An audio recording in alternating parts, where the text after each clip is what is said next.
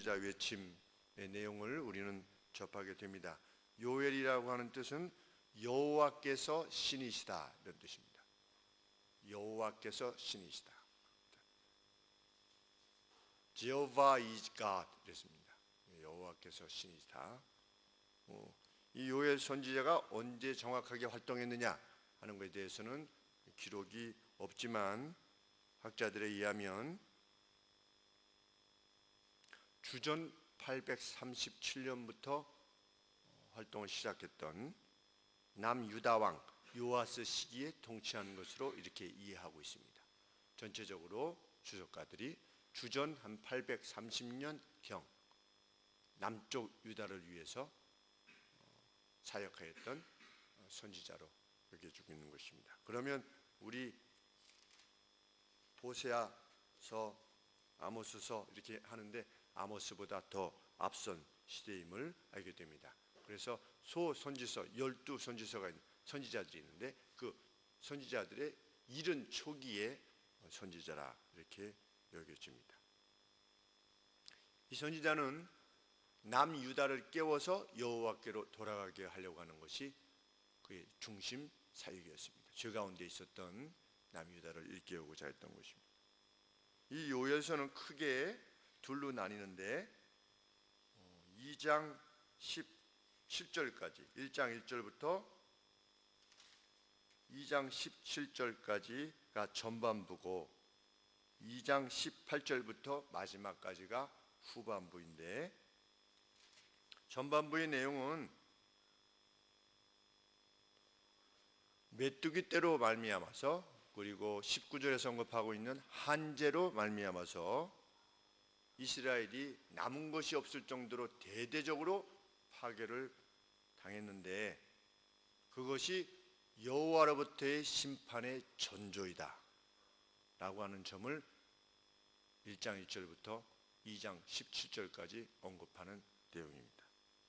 그래서 백성들의 대대적인 회개가 필요하다 라고 하는 것을 2장 17절까지 언급하고 있습니다.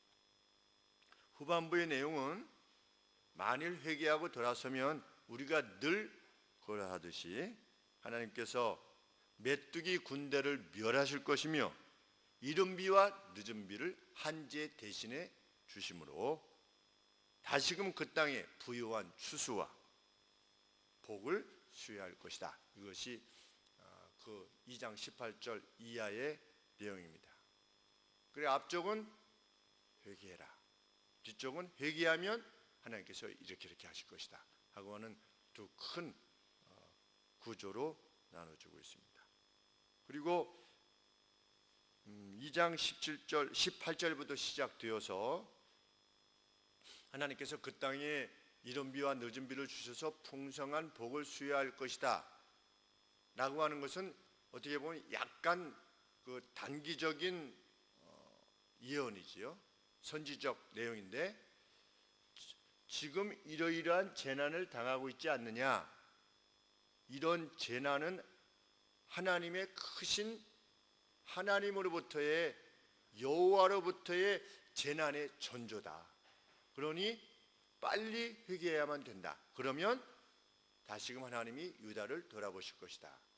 그리고 딱 끝난 게 아니고 그 뒤에다가 무엇을 더 그 이후의 역사에 대해서 요엘 선지자가 언급하는 것입니다. 그 내용이 뭐냐면 우리 2장 28절에 보시면 그 후에 내가 내 신을 만민에게 부어주리니 나의 영을 성령을 만민에게 부어주리니 너희 자녀들이 장래일을 말할 것이며 너희 일꾼이는 꿈을 꾸며 너희 젊은이는 이상을 볼 것이며 무엇에 관련되어진 내용입니까? 훗날 오순절 성령 강림 사건에 대한 언급이지요. 그러니까 항상 하나님께서는 선지자를 통해서 예언의 말씀을 주실 때 그 단기간적인 말씀만 주시지 않고 이렇게 하면 이렇게 할 것이다. 그 약속을 이루시는 하나님이 있다는 사실을 너희들이 확인해라. 그러면 무엇까지 믿을 수 있을 것이다? 내가 역사 가운데 기억하고 있는 이 내용들을 너희들이 믿을 수 있을 것인데 그 내용은 이러이러하다라고 하는 것을 모든 선지자들을 통해서 계속해서 말씀하신 것입니다. 신약 시대에 교회가 세워질 것이고 주님이 오실 것이고 교회가 세워질 것이고 오순절 성령 강림이 있을 것이고 그 다음에 오순절 성령 강림 뒤에 뭐가 오는 겁니까? 구약의 예언에 의하면 이방 백성들이 주님께로 돌아오고 그 다음에 뭐가 있는 거지요? 주님의 재림이 있고 주님의 재림 다음에 심판이 있고 심판 다음에 영광스러운 나라의 입성이 있는 거지요. 이것을 구약 선지자들이 계속해서 언급한 겁니다. 근데 이 요엘 선지자도 그 내용을 언급한 것입니다. 그래서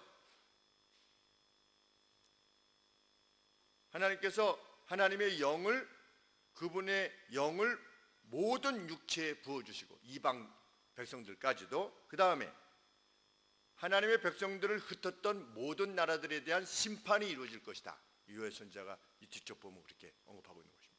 그리고 마지막으로 그들의 행위에 따라 갚으시는 최후의 심판이 있을 것이다. 이 요엘 선지자도 그렇게 언급하고 있는 것입니다.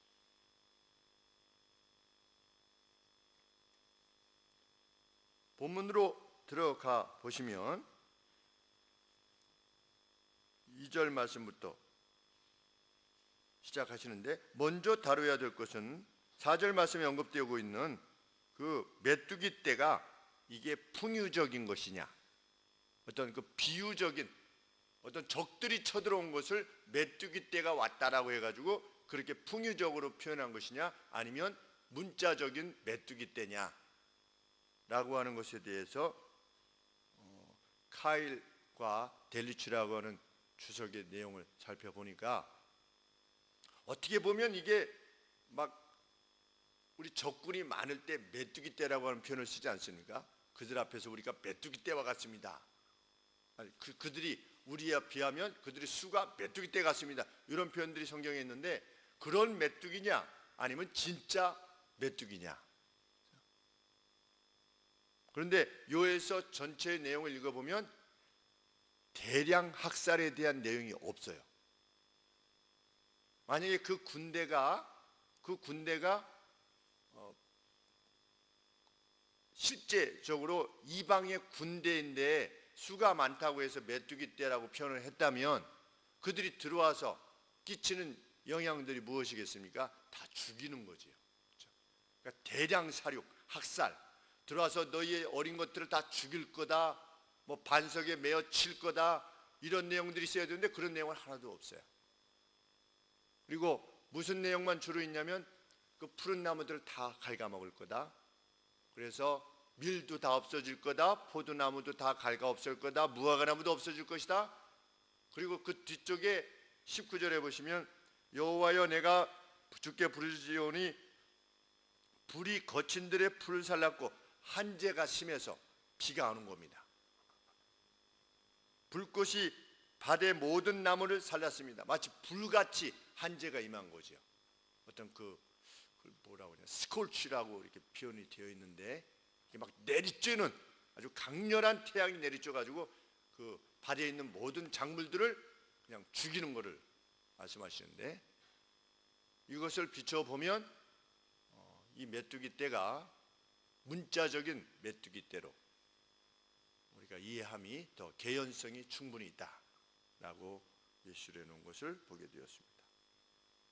요엘은 먼저 자신들의 시대에서 직면한 재난에 대해서 언급합니다. 2절 말씀에 노인들아 너희는 이것을 들을지어다 땅의 모든 거민아 너희는 귀를 기울일지어다 너희 날이나 너희가 이전에 살아왔던 날들이나 아니면 너희 열조의 날에 이런 경우가 있었느냐 이런 경우가 없지 않았느냐 뭐가 4절 말씀에서 언급되어지고 있는 네 종류의 뭐 팥종이 메뚜기 이건 다 메뚜기 종류입니다. 그런데 메뚜기가 계속 연이어서 다 먹는 겁니다. 이 메뚜기가 한번 휩쓸고 지나가면 다른 메뚜기가 와가지고 또 다 먹고 그게 남은 거를 또 다른 메뚜기 떼들이 와가지고서 다 먹는 그런 걸 이전에 너희들이 경험해 본 적이 있느냐? 들은 적이 있느냐? 가나안 땅에서 없지 않느냐? 이건 뭐다? 이 전례 없는 재앙은 뭐다? 하나님으로부터의 심판의 전조다. 우리가 이 말씀을 접하게 될 때 우리 욥기서에서 우리가 당하는 모든 재난을 죄와 연결하는 것도 합당치 않습니다. 예수님을 잘 믿는 사람들도 병에 걸리고 교통사고가 나고 또 생각보다 빨리 돌아가시고 자녀들도 예수님은 잘 믿는데 자녀들도 공부 못하고 그럴 수 있습니다. 내가 죄가 있어서 애들이 공부를 못하나 뭐 이렇게 해서는 안 되는 거죠. 반면에 내가 잘했기 때문에 아이들이 공부도 잘한다 이것도 아니겠지만 우리의 모든 삶의 내용을 이것과 연관시켜서 꼭 생각해서는 안 되겠지만 한 번쯤은 전례가 없는 재난이 올 때 어떻게 할 수 없는 재난이 올 때는 이것이 내가 아직도 버리지 못한 그 어떤 죄 때문은 아닌가, 내가 아직 포기하지 못한 기질 때문은 아닌가에 대해서 한 번쯤은 되돌아봐야 된다는 교훈을 먼저 받게 됩니다. 왜냐하면 악인도 자기 스스로 생각할 때는 정당한 이유가 있는 것입니다. 악에 대해서 누구나 우리가 옆에서 볼 때는 저 사람 저것만 좀 고쳤으면 좋겠는데 근데 그 사람은 안 고쳐요. 얘기해 줘도 안 고쳐요. 왜? 자기는 그것이 잘못하고 있다고 생각하지 않기 때문입니다. 그것이 악인의 특성이지요. 그러면 그 악인의 특성을 누가 가지고 있었느냐? 남쪽 유다 백성이 가지고 있었던 것입니다. 그래서 무수한 선지자들을 보내서 하나님께서 회개할 것을 요청했지만 그들이 돌아서지 않은 것이지요. 그리고 하나님의 진노 가운데 결국은 멸망한 것입니다. 약 160년 내지 70년 뒤에 멸망한 것입니다. 그런데 우리가 이 메뚜기 때에 대한 하나님의 말씀을 들으면서도 참 다시 한번 확인하게 되는 것은 하나님은 처음부터 강력하게 어떤 괴로움을 주시지 않는다는 겁니다. 심지어 하나님께서는 애굽에서부터 이스라엘 백성들을 이끌어내실 때도 10가지 재앙을 내리실 때 무엇부터 시작했습니까? 장자부터 죽이셨습니까? 아니죠. 무엇부터 시작하셨죠? 나일강이 뭐가 되는 겁니까? 피가 되는 거예요. 그렇죠? 그러면 나일강이 피가 되는데 이 땅에서 이렇게 파면 뭐가 나왔습니까? 피가 나왔습니까? 물이 나왔습니까? 물이 나왔어요. 그것은 뭘 우리가 염두에 둘 수 있습니까? 하나님께서 모든 물을 피로 만드셔가지고 이놈들 한번 먹지 못해봐라 이렇게 하신 게 아니라는 거죠. 하나님이 전능하시다라고 하는 것을 보여주시는 거죠. 그런데 그 누구에게도 개인적인 괴로움이 임하지 않게끔, 그래서 그 개인의 어떤 개인에게 있어서 가장 슬픈 건 뭡니까? 자녀가 죽는 거 아니겠습니까? 이것이 인간에 있어서 가장 마지막 두고 하나님께서는 이것으로부터 멀리 있는, 그래서 들에 있는 가축들이 죽게 한다든지, 그렇죠? 일반 자연 세계, 그 다음에 점차적으로 무슨 가축, 자기하고 조금 더 관계되어진 것들, 자기의 이익과 관계되어진 것들, 그리고 이제 점차적으로 사람에게 와서 막 이 같은 것, 이렇게 해서 괴로움이 되고 점차적으로 가가지고 맨 마지막에 장자가 죽는 괴로움이 임하게 된 거죠. 만일 처음에 하나님께서 첫 재앙에서, 재앙이라고 하기보다 하나님의 이적적인 역사 앞에서 바로가 오케이, 우리가 하나님의 능력을 인식한다. 당신들 나가시오. 그러면 나머지 9가지는 겪지 않아도 되는 것이었습니다. 왜? 그것이 하나님의 의도시니까. 하나님은 10가지 재앙을 내리겠다, 이게 의도하신 것이 아니고, 가급적이면 빨리 너희들 매맞지 말고 내 백성을 내가 데리고 가야겠다. 인류의 구원을 위해서 내가 데리고 가야 되는데 빨리 내보내라. 점차적으로 하신 것처럼 우리 586년에 남유다가 멸망했는데 여기 837년에 그러면 한 160년 내지 70년 정도의 공백이 있는 거지요. 하나님께서 단번에 그냥 남유다를 멸망시키신 것이 아니라 이미 100수십 년 전에, 이미 200년 전에 무수한 선지자들을 통해서 회개할 것을 요청하시는 것입니다. 그것이 하나님의 방식이요 하나님의 자비입니다. 우리 개개인들에게도 마찬가지입니다. 하나님이 우리 먼 데로부터 하나님께서 사인을 주시는 거죠. 너 이렇게 하면 안 된다. 그러면 그 사인이 무엇인가에 대해서 우리가 인식해야 되는 것이죠. 그래서 빨리 거기서부터 벗어나야만 본 진노를 당하지 않는 거죠. 본 진노. 왜 본 진노라고 하는 표현을 쓰냐면 1장 15절에서 오호라 그날이여 여호와의 날이 가까웠나니 곧 멸망같이 전능자로부터 올 것이다. 이렇게 언급하고 있어요.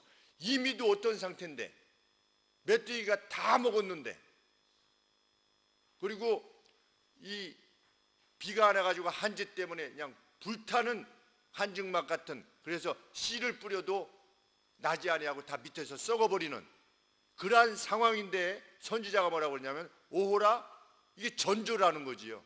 이거는 전조에 불과하다. 그러니 어떻게 해야 한다? 회개해야 된다. 그러면 말씀드린 바와 같이 꼭 우리가 직면하는 사람들과의 관계, 어떤 재정적인 문제, 어떤 몸의 건강, 이런 문제들이 있어서 정말 전례 없는 그 어떤 것이 왔을 때에는 한 번쯤 우리의 삶을 이렇게 돌아봐야 될 줄 압니다. 나는 혹 주님으로부터 멀어져 있지는 않는가? 나는 주님을 전능자로 모시고 사는가? 나의 경배는 두려움과 떨림의 경배인가?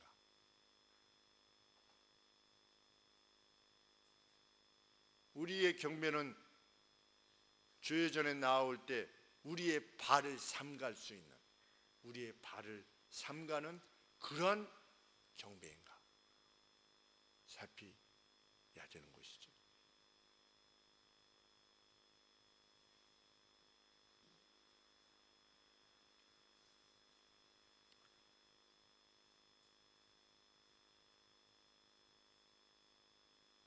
그래서 회개를 외치는 거지요.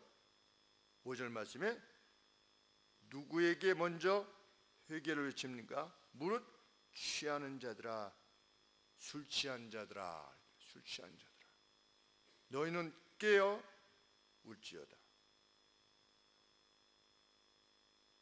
일어나라, 그리고 울어라. 포도주를 마시는 자들아, 너희는 곡할지어다. 왜냐하면 단 포도주, 스윗 와인, 그러니까 새로 나오는, 우리 꿀도 새 꿀 있는 것처럼 새로 나온 포도즙, 그것을 먹을 수 없게 되었기 때문입니다.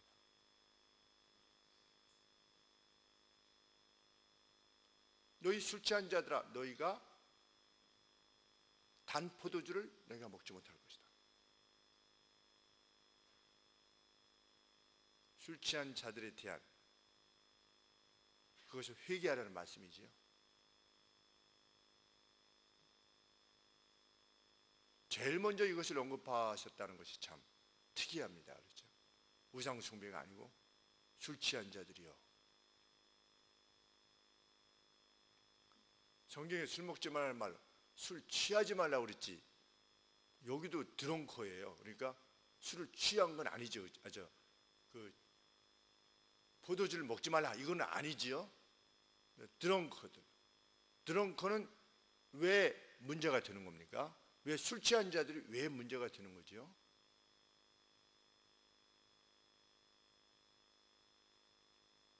술 취한 것을 좋아한다는 것은 무엇을 의미하는 겁니까? 감각주의를 좋아하는 거죠. 감각주의. 센수얼리티다. 그런데 마약을 왜 좋아합니까? 마약 먹으면 자기 몸이 다 망가지는 줄 아는데도 마약을 먹는 이유는 그것이 술 취한 거하고는 비교가 안 될 만큼 좋대요. 기분이. 그리고 뭐 겁이 없어진대요. 세상에 대한 두려움도 없고 겁도 없고. 저도 한번 맞아봤는데 고등학교 1학년 때 저도 한번 맞아봤어요. 코뼈 수술하는데 약을 주더라고요. 약 2방 맞으니까 코뼈 수술 들어가기 전에는 이 친구가 받아가지고 여기가 이게 쑥 들어갔어요. 이 코가 이망이 그냥 평면이 됐는데 여기를 이렇게 올려서 여기를 째가지고 이렇게 들어올려가지고 뼈를 다시 뭐 망치 같은 걸로 이렇게 쳐가지고서 이 뼈를 바로 잡는데 그러니 어린 마음에 얼마나 두려웠겠어요, 그렇죠? 근데 김희승 학생, 자 수술 들어갑니다. 주사 먼저 맞겠습니다. 그리고 주사를 이렇게 특한 의사가 딱 2방 주는데 엘리베이터 타자마자 째려면 째라 이렇게 되는 거예요. 아무런 두려움이 없다. 이게 마약이 이런 거구나. 뭐 칼을 이렇게 하고 있어도 하나도 안 무서운 거예요.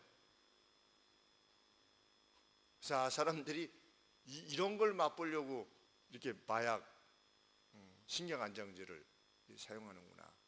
그 주사 2방이 사람이 그렇게 된다는 게 참 신기하기도 했습니다. 수술을 빨리 안 해가지고서 점차적으로 약효가 떨어져가지고서 나중에 수술할 때는 겁난 채로 수술을 해가지고 아주 막 화가 났었죠. 빨리 해주지 이게 천천히 해줘가지고서 점점 무서워지는 게 약효가 점점 떨어지니까 빨리 했어야 되는데 그것이 생각이 납니다. 우리 세격주의 성도 마찬가지 아니겠습니까? 자기 배우자 말고 다른 여자의 성을 자꾸만 찾는, 다른 남자의 성을 찾는 이유가 뭡니까? 그 감각주의입니다. 다른 여자를 만지고 다른 남자를 만지면 기분이 좋은 거예요. 막 떨리고 그런가 봐요. 그렇죠? 그 처음 연애할 때 그런 감정인가 보죠. 그런 감정들을 다시금 느끼고 싶어 하는데 그게 뭐냐? 그 세격주의다. 세격주의.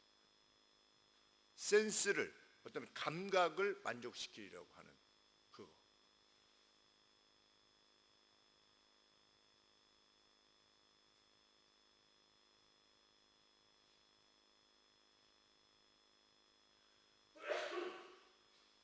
육절 말씀에 한 이족이 뭐냐면 a nation 그랬습니다. 한 나라가. 근데 그 메뚜기 떼가 한 나라와 같대요. 그래가지고 그 막 이 날아가는 소리가 군대가 움직이는 소리 같은 막 우웅하는 이게 소리가 나나 봐요. 그 수많은 메뚜기 떼들이 날아가면 한 이족이 내 땅에 올라왔기 때문이다. 그런데 참 하나님께서 누구 땅이라고 그럽니까? 아직 내 땅이다 이런 표현을 쓰십니다. 선지자도 물론 내 땅이지만 그들은 강하고 무수하며 그 이빨이 사자 이 같고 그 어금니는 암사자 어금니 같아가지고 내 포도나무를 멸하며 내 무화과나무를 긁어 말갛게 벗겨서 버리니 그 모든 가지가 하얗게 되었도다. 이스라엘에 있어서 가장 중요한 과수가 무엇이냐면 포도나무와 무화과나무인데 이것을 가지까지, 우리 포도나무 집에서 심어 보셨는지 잘 모르겠지만 포도나무 그 껍데기가 과즙이 있습니까 없습니까? 없어요. 그렇죠? 메뚜기가 먹을 만한 것이 아닙니다. 왜? 과즙이 없으니까. 그런데도 어떻게 하는 겁니까? 메뚜기가 그걸 다 갉아버리는 거예요. 그래서 하얗게 됐다는 겁니다. 이러한 재난을 본 적이 있느냐는 거지요. 이거는 분명히 뭐다? 하나님이 행하시는 전조다. 그러므로 어떻게 해야만 된다? 8절 말씀에 너희는 애곡하기를 처녀가 어렸을 때 약혼한 남편을 인하여 굵은 배로 동이고 애곡함 같이 할지어다. 결혼했는데, 정혼을 했는데, 결혼도 못했는데 남편이 죽은 거예요. 평생 혼자 살아야 되잖아요. 그런 슬픔으로 하나님께 돌아가야 된다. 뭐가 있을 때? 재난이 있을 때, 죄악으로 말미암는 재난이라면 그냥 보통 하나님 저 잘못했습니다, 이 정도가 아니고, 남편을 한 번도 같이 살아보지 못한 남편을 위해서 평생을 살아야 되는 그 처녀가 우는 것 같은 울음으로 하나님 앞에 애곡해야만 된다. 너희의 죄악을 토해내야만 된다. 더 이상 울 기력이 없을 정도로. 저도 보면 어렸을 때 참 그렇게 기도했던 거, 어렸을 때 그런 것 같아요. 더 이게 따져보면 어렸을 때가 더 나은 것 같아요. 이게 목사가 되고 나서도 어렸을 때 기도하면서 막 하나님 앞에 호소하는데 막 배에 쥐가 나가지고 너무 아파가지고, 이게 기도할 때 막 이 배에 힘이 들어가지 않습니까? 소리를 안 질러도 기도할 때 막 땀이 나고 온몸의 근육이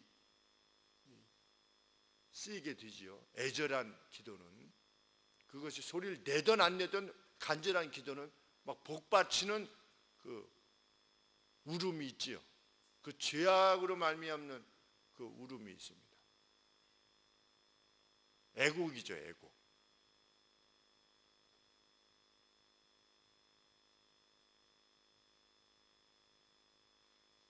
그들은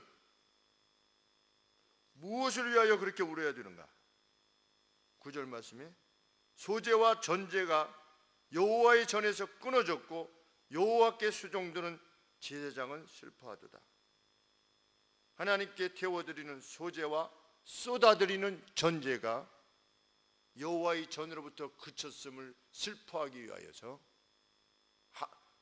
없는 겁니다. 그게 여호와께 드릴 소재와 전제를 드릴 것조차도 없는 거지요. 근데 그걸 위해서 울라라는 겁니다. 그 정도로 괴로움을 겪으니 울라, 이거보다도 소재와 전제가 없음을 인하여 울라. 죄악으로 말미암아 사방의 풍요로움이 다 사라지고 한재가 되어 심지어는 하나님의 전에 드릴 소재와 전제까지도 불가능하게 된 그러한 상황을 슬퍼해야만 한다. 오늘날 치면 그 무엇일 수 있겠습니까? 우리 교회들의 죄악으로 말미암아서, 세상의 죄악이 아니라 하나님의로부터의 징계와 훈육은 교회를 향하신 것이지요. 물론 더 큰 범죄로는 세상을 향한 것이기도 하지만 교회의 범죄로 말미암아 우리나라가 어떻게 될 수도 있는 겁니까? 완전히 재정적인 파탄이 날 수도 있는 거죠. 교회들의 죄악으로 이 상태로 나가면, 정말 어떻게 보면 이 상태로 나가면, 이 상태가 어떤 상태입니까? 어떤 죄악을 저질렀는데도 불구하고 아무런 건징이 행해지지 아니하는, 뭐 그럴 수도 있지 뭐 사람이, 그게 별 대수야 라고 하는 이러한 태도가 계속되어진다면, 교회가 성결을 상실하게 되면 이 나라도 어떻게 될지 알 수 없지요. 과거 우리 필리핀이 우리보다 더 잘 살지 않았습니까? 70년대. 근데 필리핀이 뭐 안 가봐서 잘 모르겠지만 저렇게 반군이 날뛰고 경제가 엉망이고 이상한 사람이 대통령이 되고 이제 어떻게 될지도 모르지요. 남의 나라를 뭐라고 해서 그런 게 아니라 우리나라 하나님이 은총을 거두어 가시면 끝장이지요. 우리는 아무것도 없지 않습니까, 사실상. 그래서 일반의 삶의 내용에서 거둘 것이 없어서 심지어는 교회 내에서조차도 하나님 앞에 드릴 것이 없어서 하나님이 기뻐하시는 일을 하지 못할 때가 있게 될지도 모르는 거지요. 이스라엘이 가나안인데도 불구하고 그렇게 하셨습니까? 우리 안순희 성도님께서 밴드에 올려놓으신 포도 보셨죠? 저도 난생 처음 봤습니다. 두 사람이 이렇게 메고 갔다는데, 옛날에 정탐꾼이 가나안 땅에 메고 갔다는데, 저는 포도송이가 하나 이만한 줄 알았더니 그게 아니고 알은 똑같은데 정말 사람 키만한 이런 기둥만 하잖아요, 그렇죠? 포도 한 송이가. 그래서 이렇게 메고 왔다고 했겠구나. 진짜 이해가 되더라고요. 그러면서 성경 말씀은 정말 진리구나. 포도를 설명하지 않지 않습니까? 에이, 그런 게 어딨어, 이러지 않고 그냥 두 사람이 포도를 이렇게 가지고 왔다, 그리고 그냥 끝내요. 그게 과학적으로 말이나 됩니까? 이럴 사람이 있을 것 같은데도 설명을 안 해요. 그냥 사실만을 말하고 그냥 지나가는 거예요. 예수님이 어떻게 부활하셨는데 설명 안 해요. 뭐 연기가 쫙 올라와가지고 뭐 이렇게 예수님이 다 일어나셔가지고 설명 하나도 안 하잖아요. 그냥 예수님이 살아나셔서 먼저 가셨다는 거예요. 나중에 이제 주님을 만나면 그래서 그렇구나 이렇게 알게 되겠죠.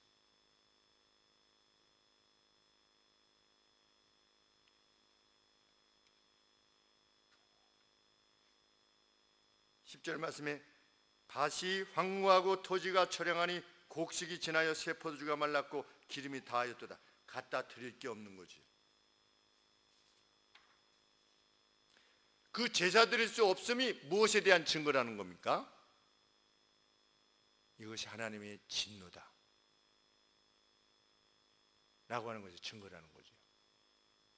심지어는 제사 드릴 것도 없다. 근데 이 주석에 보니까 요세푸스라고 하는 이스라엘의 역사가가 주후, 그 역사가가 로마가 이스라엘을 침공해서 예수님 승천하신 이후에 AD 70년에 로마가 와서 예루살렘을 함락하고 완전히 초토화시켰죠. 그때 예루살렘의 인구가 대략 80만 정도다 이렇게 알려져 있고, 그런데 로마 사람이 이스라엘 사람을 몇 명이나 죽였다고요? AD 70년에 주 70년에 120만 명을 죽였대요. 이미 초대기의 기록을 보면 예수님이 뭐라고 말씀하셨습니까? 너희는 산으로 도망하라. 그날이 겨울이 되지 않도록 해라. 이 말씀하셨죠? 그날에 아이벤자가 화가 있을 것이다. 도망 제대로 못 가니까. 근데 그 예언이 이루어지는 것이죠. 그리고 바로 뒤로 예수님 뭘 붙여놓으셨습니까? 세상 끝날의 심판을 붙여놓으셨습니다. 그래서 우리가 읽을 때 보면 이게 어디까지가 현재적인, 갑자기 예언이 나오니까, 멸망에 대한 예언이 나오니까, 그래서 마지막에 우리가 마지막 때 산으로 도망가라 이런 말씀이 아니고, 그 이스라엘 백성들, 예수님의 말씀을 듣고 있었던 이스라엘 백성들에게 말씀을 하신 겁니다. 너희에게, 너희 가운데 그날을 직면할 사람이 있을 것이다. 그때 무엇을 가지려고 돌아가지 말라는 거지요. 그러한 재난이 너희에게 임할 것이다. 그런데 정말 그렇게 임한 것입니다. 그런데 그때에도 마지막까지 그 성전 안에 있던 제사장들이 마지막까지 소제와 전제를 드렸대요. 그래서 언제 왜 그 소제와 전제가 그쳤냐면 제사장이 죽은 거예요. 근데 뭐는 모자르지 않았던 겁니까? 소제와 전제 드릴 그거는 모자르지 않았지만 이제 쳐들어와 가지고 제사장을 다 죽이니까 이제 드리지 못해서 소제와 전제가 끝난 거죠. 예루살렘의 성전에서의. 그런데 이때는 뭡니까? 뭐가 없는 거예요? 하나님 앞에 드릴 소제와 전제가 없는 겁니다. 로마가 쳐들어왔을 때에도 그것이 이루어졌는데도 불구하고 이때 이것이 이루어지지 않는 것은, 이건 하나님께서 우리를 떠나신 것이다, 우리를 지금 징계하고 계시는 것이다 라고 하는 건 분명한 증거가 아니겠느냐. 너희들은 회개해야만 된다.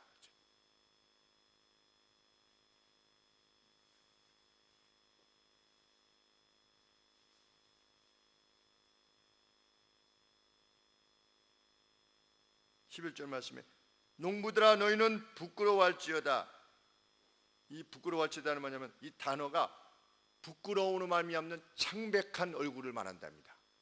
다 사라져가지고 농부가 뭐 이게 한번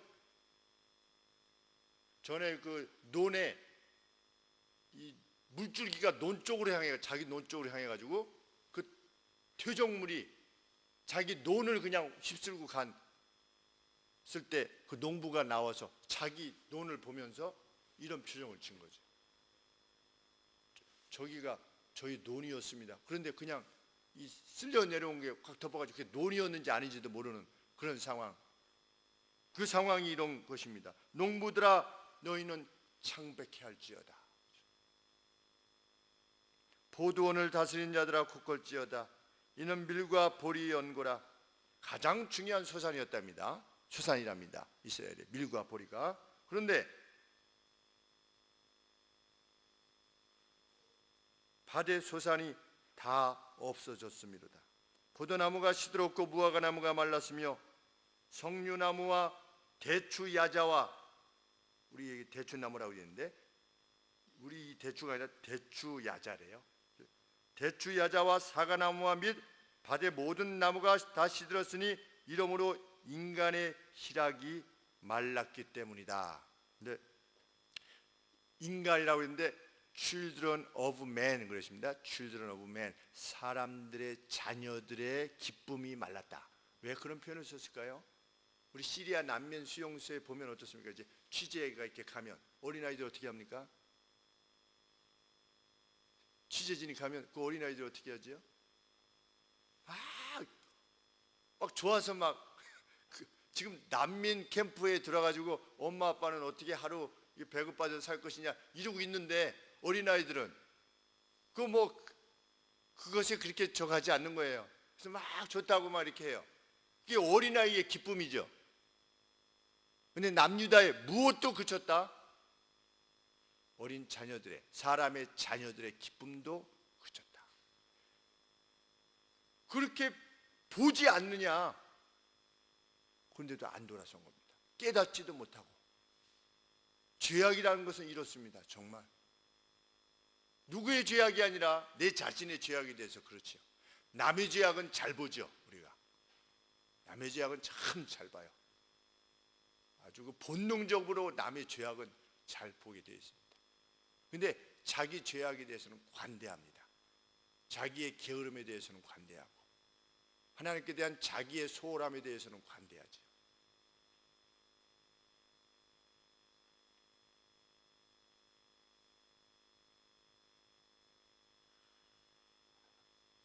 근데 여기 대추야자는 푸른 껍질도 없대요. 그리고 푸른 잎도 없대요. 그런데도 메뚜기가 다 갉아먹은 거예요. 갉아놓은 거예요. 그 어금니로, 사자보다도 강한 어금니로 다 긁어놔 버린 겁니다. 보통 메뚜기가 그렇게 안 하는데, 보통 그렇게 안 하는 메뚜기가 그 정도로 할 정도면 이건 뭔가 다른 거 아니냐. 그래서 2절에 늙은 자들아 너희가 이것을 본 적이 있느냐? 그리고 들어본 적도 있느냐? 없지 않느냐? 하나님으로부터의 진노의 전조다. 그래서 이러한 재난을 벗어나는 유일한 길은 뭐다? 오직 회개를 통해서 하나님께로 돌아가는 것이다. 그러면서 선지자는 제사장들에게 외치지요. 뭐 해라? 13절 말씀에 제사장들아 너희는 굵은 배로 동이고 슬피 울지어다. 단에 수종 드는 자들아, 먼저 이스라엘의 영적 지도자들의 회개를 외쳤습니다. 그들은 자신들이 영적 지도자들의 역할을 잘못 감당하고 있다고 생각했습니까? 그렇지 않았겠죠.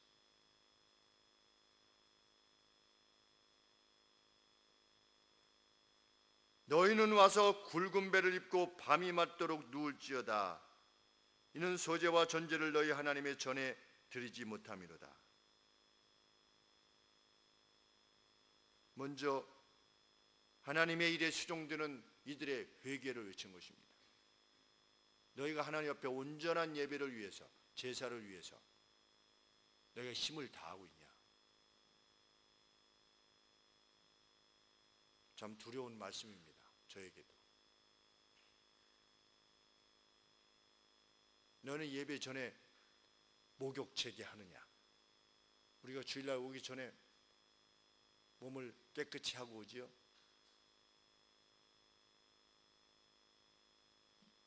모자 쓰고 안 오고, 그죠? 왜 그렇습니까? 하나님을 위해서 준비하는 거죠. 시간도 준비하고 속옷까지도 다 준비하고 하나님 앞에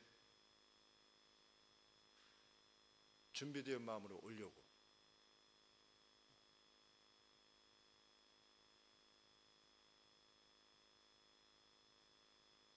그리고 14절에 백성들에게 요청하는 겁니다. 너희는 금식일을 정하고, 금식하는 날을 정하여 성회를 선포하여 장로들과 이 땅 모든 거민을 너희 하나님의 여호와의 전으로 몰수히 모으고 여호와께 부르짖을지어다. 함께 와서 하나님 앞에 부르짖을지어다.